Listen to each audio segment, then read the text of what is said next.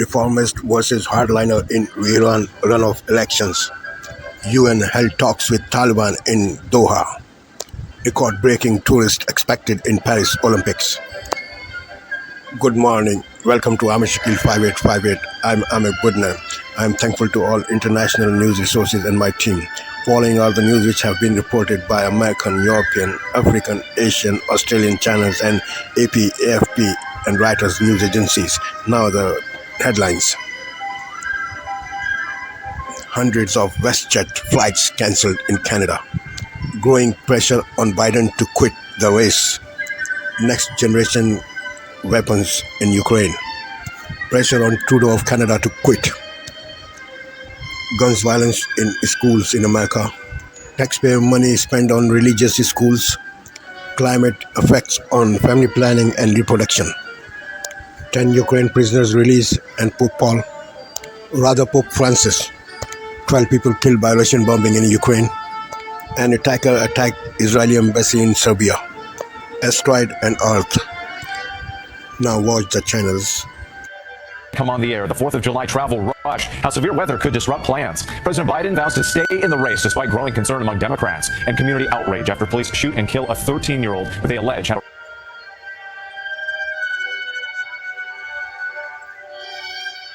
Tonight, several developing stories as we come on the air. The 4th of July travel rush. How severe weather could disrupt plans. President Biden vows to stay in the race despite growing concern among Democrats and community outrage after police shoot and kill a 13-year-old who they allege had a replica gun.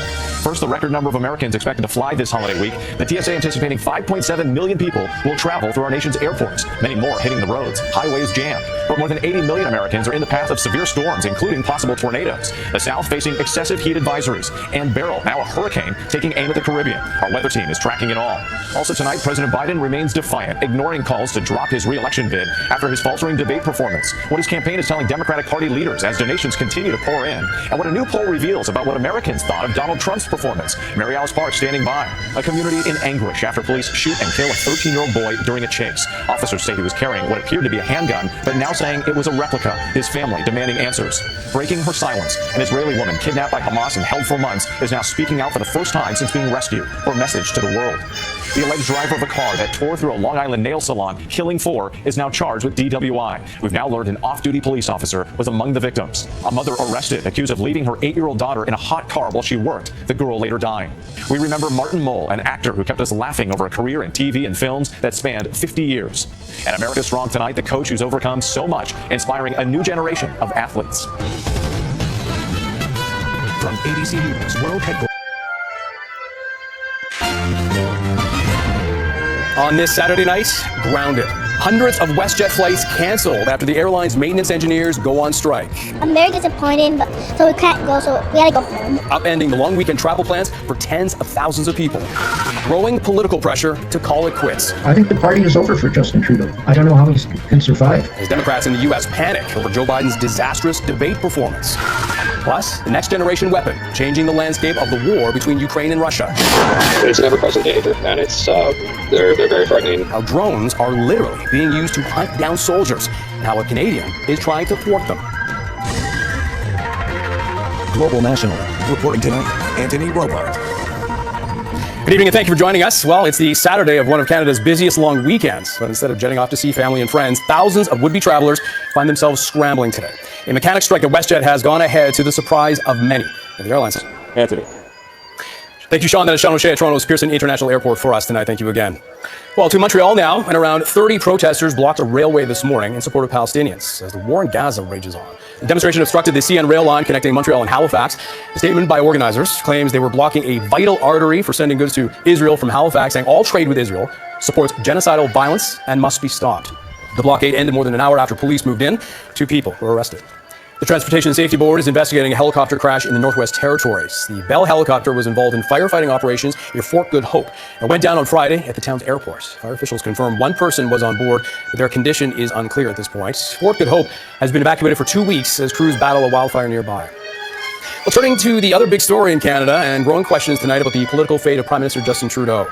This after a devastating loss for the Liberals in the riding of Toronto-St. Paul's earlier this week. Now, that defeat sparking discontent, frustration, and anger within the Liberal caucus. Here's our Ottawa Bureau Chief Mercedes Stevenson and how the Prime Minister's office is working overtime to lower the political heat. Prime Minister Justin Trudeau was in the Greater Toronto area Friday night. Mercedes Stevenson joining us from the nation's capital. Thank you again. And there's more follow tonight after that first presidential debate on CNN between President Joe Biden and Donald Trump. It's one many analysts called a disaster for Biden. But the president is refusing to throw in the towel. His campaign is confident he can still recover from one bad night. Reggie Cicchini has more. Facing a reality that his age is more than just a number to his political legacy. Reggie Cicchini, Global News, Washington. Iranians are voting for a new president after the previous one was killed in a helicopter crash last month. But Friday's national vote did not produce a decisive winner. The percentage of voters who turned out to cast a ballot was the lowest, in fact, since the Islamic Republic was created 46 years ago. That's in part because of the dearth of qualified candidates, plus general disenfranchisement with the political process in Iran. The leading candidate, a heart surgeon who vows to restore ties with the West, was unable to secure the required 50% plus one majority required and will face off against his more hardline rival in a runoff vote on July 5th. Coming up next, terrifying weapons of war. Warfare has changed, and it is never going back. How next-gen drones are literally chasing down soldiers on the front line. We'll show you next. Welcome back. A Russian missile strike has killed at least one person and wounded a dozen others in the Ukrainian city of Dnipro. Ukraine's interior minister warning the death toll is likely to rise as the search continues for people still believed to be trapped in the residential tower that was struck. At least 4 floors of the 9-story building are destroyed. Incredibly, a man outside the building survived in his car after it was crushed by falling debris. Now, Kyiv says separate Russian attacks across eastern Ukraine killed at least 11 people today. And on the other side, Russian officials also reporting attacks by Ukraine tonight, with at least 5 people said to have been killed by a Ukrainian drone strike in Russia's southwestern Kursk region. The Kremlin adding that it shot down 6 Ukrainian drones overnight. Now, the use of drones has become pivotal in this conflict, with both sides investing billions of dollars to deploy the unmanned vehicles at an unprecedented scale. Mike Armstrong looks at what that's meant for those on the front lines, including a Canadian on the ground in Ukraine. If they're not firing at drones, they're listening for them. Day and night, there is almost always a buzz in the air. Tipping off another drone. Mike Armstrong, Global News, Montreal.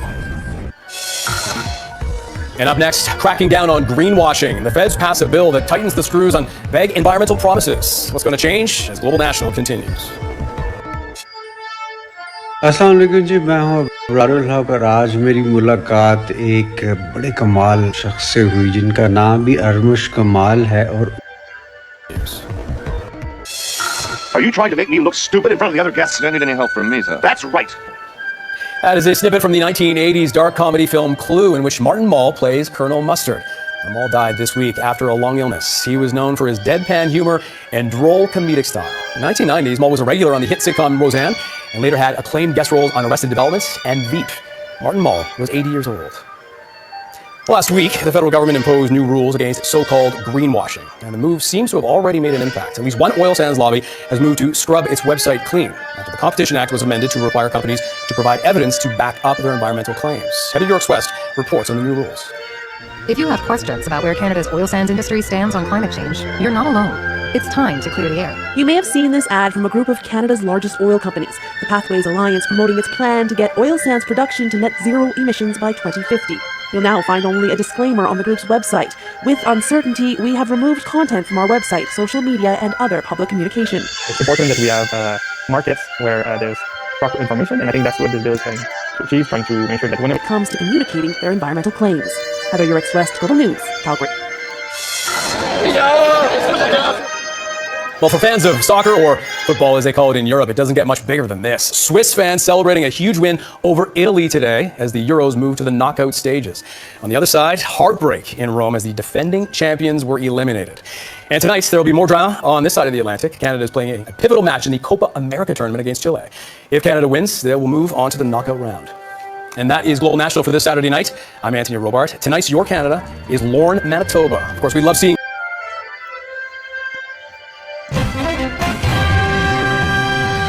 Tonight on PBS News Weekend, the debate over using school voucher programs to pay tuition at religious schools with taxpayer dollars.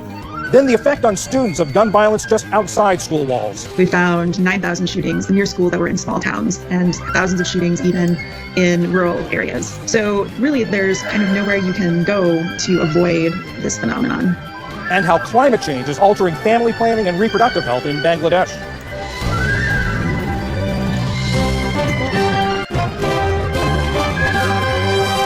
And by contributions to your PBS station from viewers like you. Thank you. Good evening, I'm John Yang. Voters in Iran will head back to the polls next week in Friday's balloting to choose a successor to President Ebrahim Raisi, who was killed last month in a helicopter crash. 3 candidates split the hard-line vote. That allowed a reform candidate to take first place, but short of the majority he needed to win. Many voters said they're dissatisfied with their choices, but said it's still important to cast a ballot.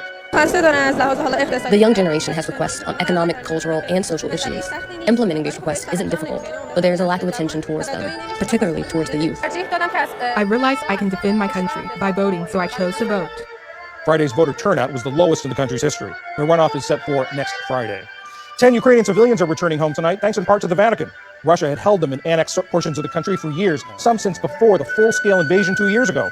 President Volodymyr Zelensky said mediation by the Vatican led to the release of the prisoners, to include 2 Catholic priests.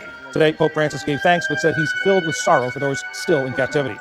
Elsewhere in the country, at least 12 people were killed by an airstrike as Russia targets villages along the front line. This as rescue efforts continue in the city of Dnipro, where a strike destroyed an apartment building. 1 man is dead and another suspect on the run after an officer guarding the Israeli embassy in Serbia was shot with an arrow. Local media say the man approached the officer asking for directions before pulling out a crossbow. The officer shot and killed the attacker before being rushed to a hospital for surgery. Serbian and Israeli officials are calling it an act of terror. This morning, an asteroid the size of a skyscraper passed between the Earth and the Moon. It came within 180,000 miles of Earth. That's about 3/4 the distance to the Moon. Scientists say there was no chance it would hit the Earth, and if you missed it, there's still a chance to spot it tonight after sunset. Still to come on PBS News Weekend, the life-changing effect of gun violence just beyond school grounds, and how climate change is altering family planning in Bangladesh. This is PBS News Weekend from WETA Studios in Washington, home of the PBS NewsHour, weeknights on PBS. This week, the debate over religion in publicly supported schools has been playing out in Oklahoma. The state school superintendent mandated that public schools teach the Bible and 10 Commandments. So now, the media admits Joe should call it quits. Right now, as we speak, there is a deep, a wide, and a very aggressive panic in the Democratic Party. I think people are talking. I think the conversations range from whether he should be in this race tomorrow morning to what was wrong with him. If you believe what's at stake at this election is what we believe is at stake, I'll even use the word tragically. Tragically did not rise to the occasion last night. So, for me, watching what happened last night, again, it was terrible. It was terrible. There's no way to spin it. Well, it's kind of a DEFCON 1 moment. They're 3 years apart. They seemed about 30 years apart tonight. His job was to calm his party, to make them feel that, yes, I can do this. I have 4 more years in me. I have the ability and the stamina and the strength to do 4 more years. He did not do that. He did the opposite of that. He made them more panicked. The people who were texting me were even more panicked. They actually expected it to be better than it was. And now they're in I won't say a full-fledged panic, but it's getting there. I know what you're all thinking. I can't believe there's people out there who text Joy Reid. Dig in. I will never get tired of these videos. I might have to just keep watching them over and over again to enjoy that.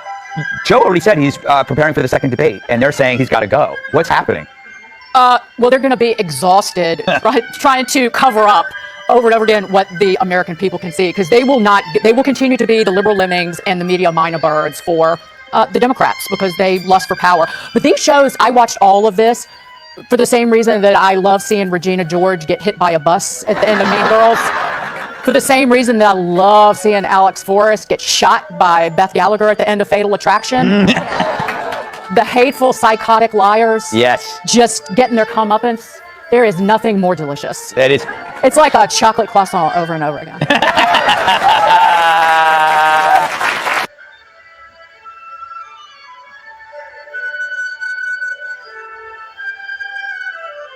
Or sand analysis on Spain and Portugal. So join me here on France 24. Sarah Morris, one of the 200 France 24 correspondents around the world.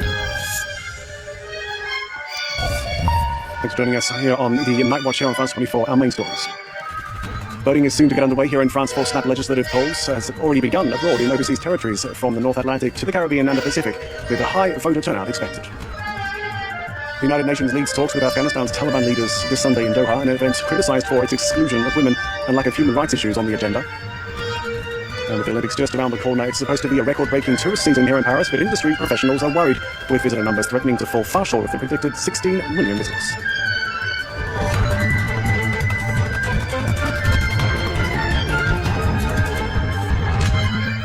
Thanks very much for joining us. Here in France, polls open in the coming hours for snap legislative polls.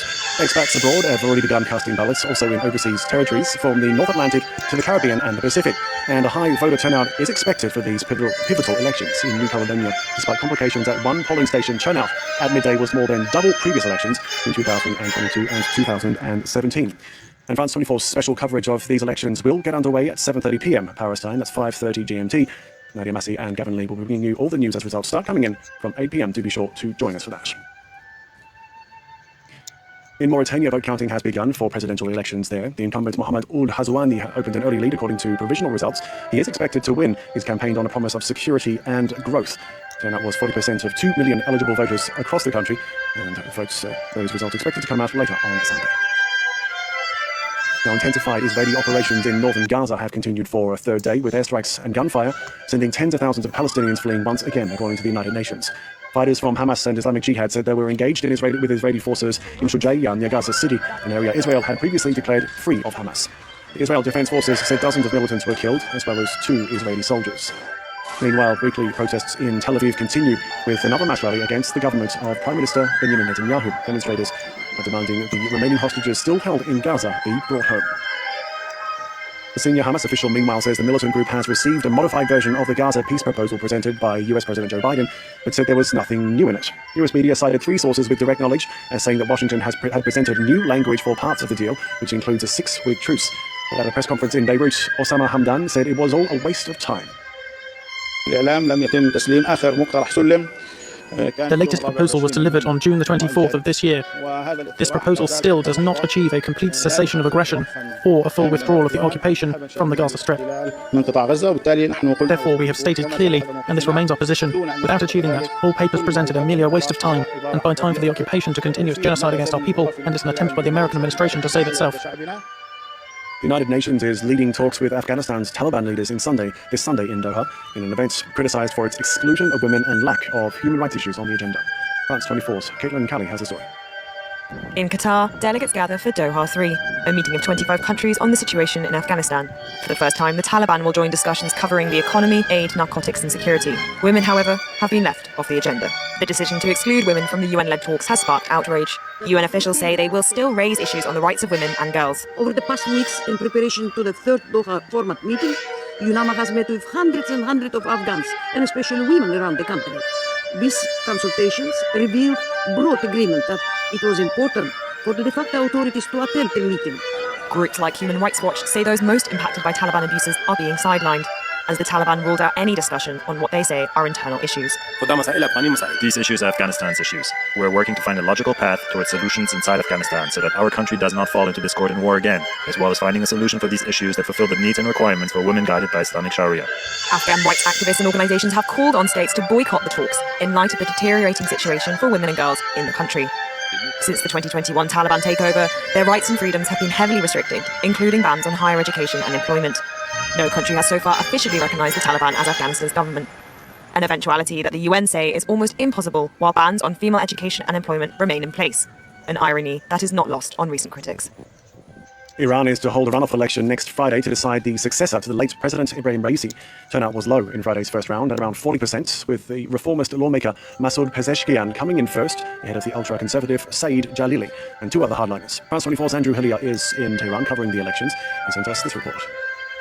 Those results confirming that a second round runoff will take place between the sole reformist candidate Masoud Pezeshkian and the hardline conservative candidate Saeed Jalili. Out of the 24.5 million votes that were counted, 10.4 million going to Masoud Pezeshkian and 9.5 million going to Saeed Jalili. But the big story here, that record low turnout, 40%, the lowest turnout since the 1979 Islamic Revolution, a big blow to Iran's clerical rulers, a big blow to Iran's supreme leader, Ayatollah Ali Khamenei. He had really insisted on the need for Iranians to go to the ballot boxes to push up that participation figure. And he'd even said that the Islamic Republic's pride and reputation depended on a high voter turnout. The other big story here is how this election has been a turnaround for Masoud Pezeshkian. He went into this race as an outside candidate, as a wild card, and now he has a good chance of becoming Iran's next president. He wasn't a very well-known figure going into this race. He's a former health minister, a former heart surgeon, but he did get endorsed by 2 former reformist presidents. However, if he is to win in the second round, he will need to convince young voters to come and cast their ballots. He will need to push up that participation rate. As for Saeed Jalili, the conservative candidate, he'll need to encourage encourage other Conservative voters to cast their ballots for him. And he's already had a boost because the third-place candidate, Mohamed Bagher Khalibaf, has already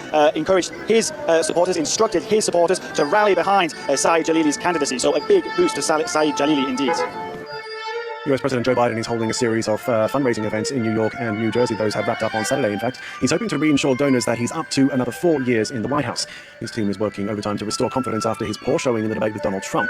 The New York Times reports that some Democrat donors have been trying to reach the First Lady, Jill Biden, to convince her to persuade her husband not to run. The influential US paper has also called on Biden directly to stand aside. Larry Sabato, political scientist with the University of Virginia, says it will take some convincing to do so. He doesn't want to leave. He is fighting those who suggest that he needs to step down. He will continue to do so.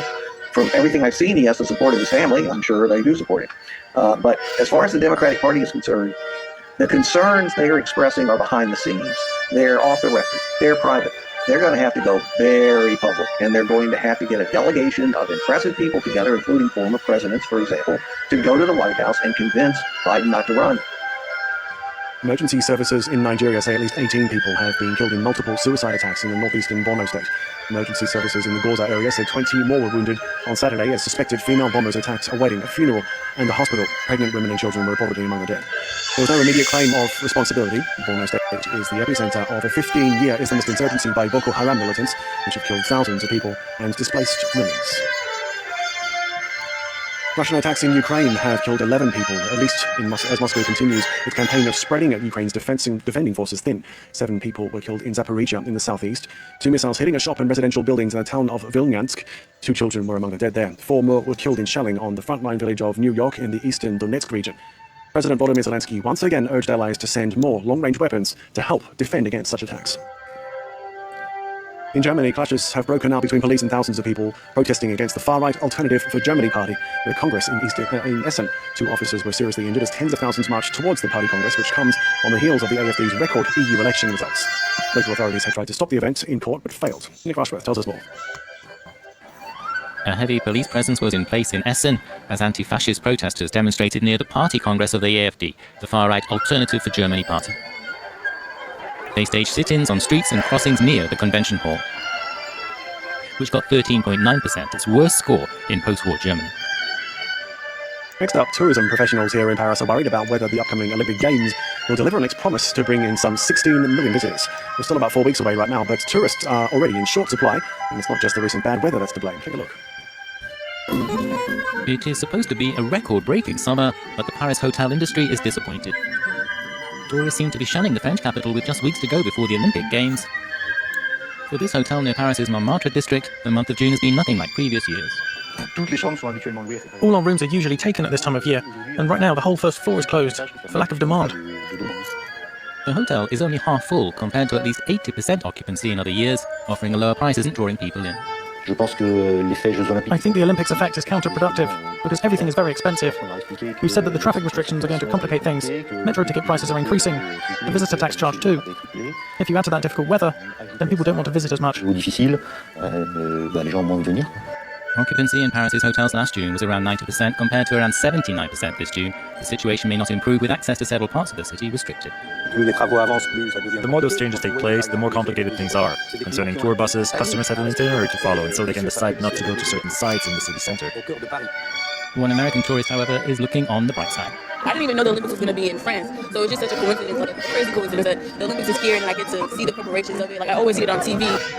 One tourism analyst says Paris could have communicated more effectively about the pre-games preparation period. We could have said, for example, that this was the moment Paris was perfect, clean, renovated, everything ready to host the games. Paris hotels are now banking on a showcase effect of the games to fill their rooms in the coming months. That's it for the moment here on France 24. Just a reminder that elections are getting away shortly here in France. These pivotal elections will be having special coverage of that from 7:30 p.m. Paris time here on France 24. Do make sure you join us for that. That's it for now. Thanks. Today, at least 3 people critically injured after a bus collided with a caravan in North Queensland.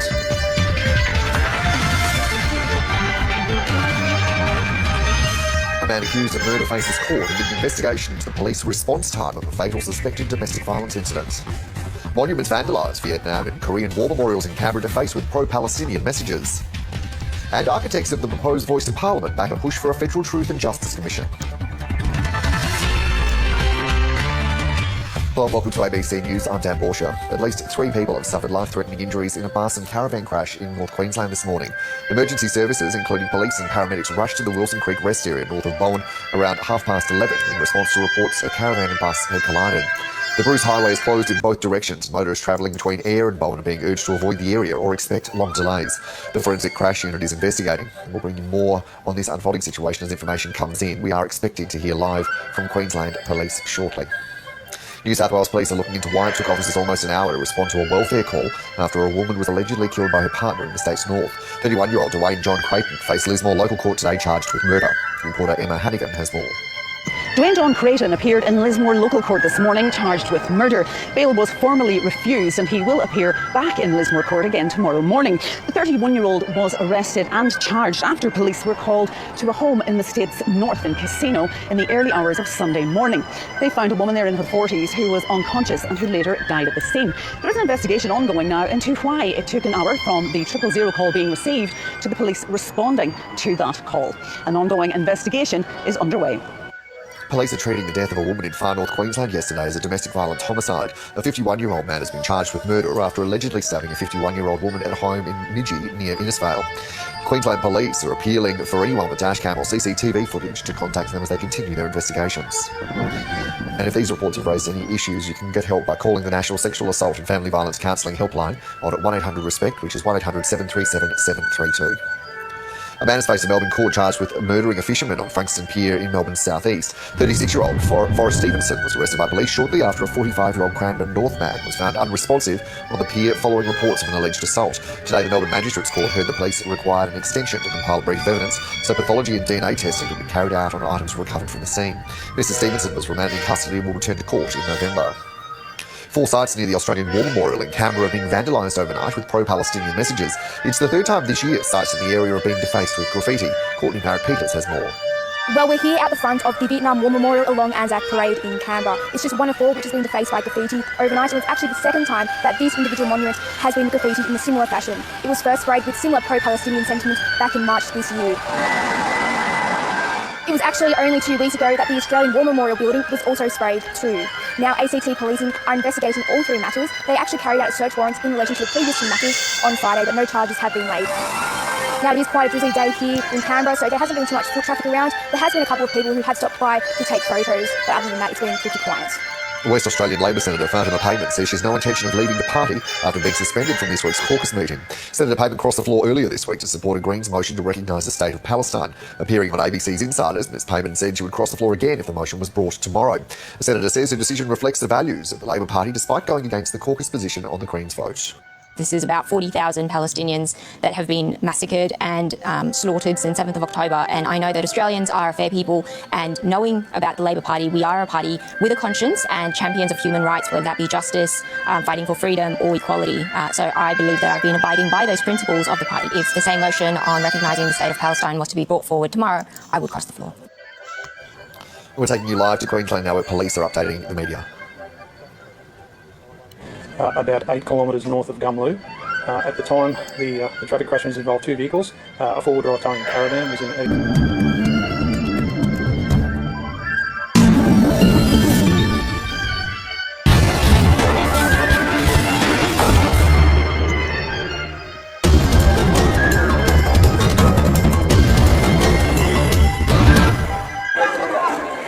Voters in Mauritania headed to the polls Saturday to elect their new leader. Some 1.9 million Mauritanians are eligible to cast a ballot. 7 candidates are vying for the top office, including incumbent President Mohamed Ould Ghazouani. He is a former army chief who came to power in 2019 following the first democratic transition in the country's history. Prominent opposition figures include the leader of the first opposition party in parliament, Hamadi Sidi Mokhtar Mohamed Abdi, and Biram Dah Abeid, an anti-discrimination activist. Results are expected in the coming days. If no candidate is able to secure at least 50% of the vote, there will be a second round on July 14th. Last year, the ruling El Insaf party scored a crushing victory in the legislative election. Youth unemployment, the terrorist threat in neighboring countries, which fuels displacement towards Mauritania, and the cost of living are some of the voters' concerns. Burkina Faso is facing an unprecedented humanitarian crisis and lacks means to solve it, the UN has warned. Stéphane Dujarric, the spokesperson for the UN chief, appealed on Friday for member states to provide funding. In Burkina Faso, our humanitarian colleagues say that the country is facing unprecedented humanitarian crisis with 6.3 million people in need of humanitarian support and protection. We, along with our partners, are supporting the government's efforts to meet people's immediate needs. Working through the humanitarian response plan, aid organizations have also so far assisted more than 730,000 men, women, and children across the country. That's this year alone. While this is a good start, it represents just 19% of the 3.8 million people we are targeting to assist. Nearly halfway into the year, the $935 million humanitarian response plan for 2024 is only 17% funded at about $157 million. Armed terrorist groups have severed humanitarian access in many localities across the country. Moreover, the Sahel region grapples with drought-related issues. Eritrean cyclist Binyam Garma is looking forward to a good result at the 2024 Tour de France. For the very first time, the race starts in Italy. This year, the Intermarché Wanty team will have 2 sprinters in their 8-man lineup. I think this year is special because, like you said, we have 2 sprinters in one team, and that means, on the other hand, it's less pressure for me, also for Durban, because we can share the sprint and we can also help each other in the sprint stage, especially for Durban. If it's really flat, I can also support him as a last man, so that means it's a good opportunity for both of us. So especially for me, this is my second year, so I learned quite a lot from last year. The 24-year-old attended a pre-tour media event for his team in Florence on Friday. The first African rider to win the World Tour Classic inspires fellow Eritreans. It's pretty successful the last 3 years, but still there is a lot of things to do for the local riders, because we still have a lot of difference between the pro rider and the local, but they are still young and they really need to improve a lot. So yeah, Tour de France is also a really big motivation for the local riders, because yeah, this is one of the most known race in Asmara, so I think our achievement can help them a lot. The Tour de France kicks off on June 29th and ends on July 21st. Because of the Olympics, Paris won't host the traditional tour finish.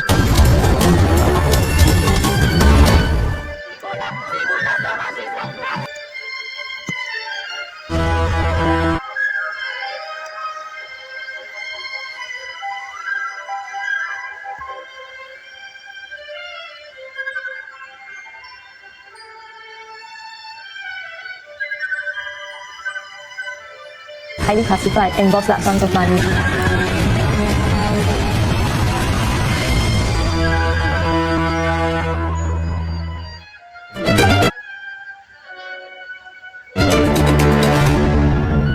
Headline news this hour. A senior Hamas official says ceasefire negotiations are stalled as Israel intensifies attacks in northern Gaza ahead of a possible large-scale invasion. Efforts by mediators have failed to strike an end to hostilities, with Hamas and Israel blaming each other and sticking to their demands.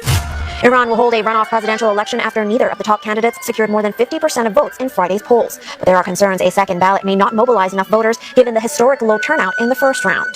And North Korea accuses the US, South Korea, and Japan of developing an Asian version of NATO following their joint drills in the region. KCNA, citing North Korea's foreign ministry, says Pyongyang will not ignore the strengthening of a military bloc led by the US and its allies, and that it will protect regional peace with an aggressive and overwhelming response. And that's the latest from the CNA newsroom.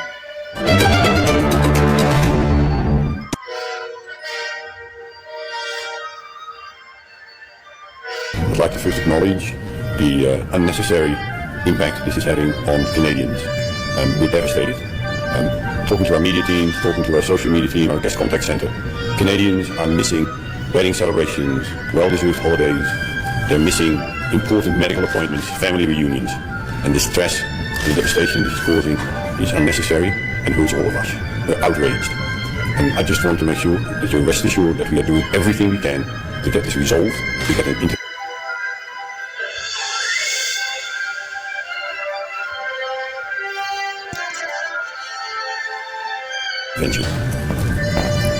Good morning, everyone.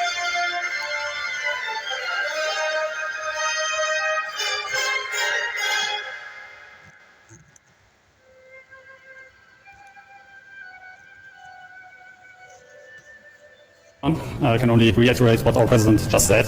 It is devastating where we are, and it's particularly disappointing. As you all know, the minister has ordered the CRIB to mandate arbitration. So with this, the bargaining process has actually ended, because an arbitrator is going to decide on the contract and not bargaining table. This makes a strike totally absurd, because the reason why you actually do a strike is because you need to, or you may need to exercise pressure on the bargaining table. If there is no bargaining table, it makes no sense, which basically means that there shouldn't be a strike. So in our view, and the way I also read the minister's tweet this morning, also in his view, the CRB and AMFA, who has gone on strike, have actually not followed what the minister wanted, which is industrial peace and the resolution of this on an arbitrated basis. So we are now faced with a situation that makes it extremely difficult for our guests, and that will only grow in difficulties and in magnitude as we progress through time. So we are also waiting for clarification from the minister, as he has announced this morning, to come later during the day. Thank you. So, what's the next move?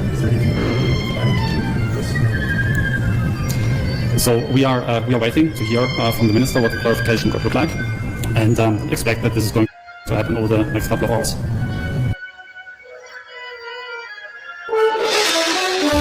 Tonight, travel crush. Americans take to the sky and rose in...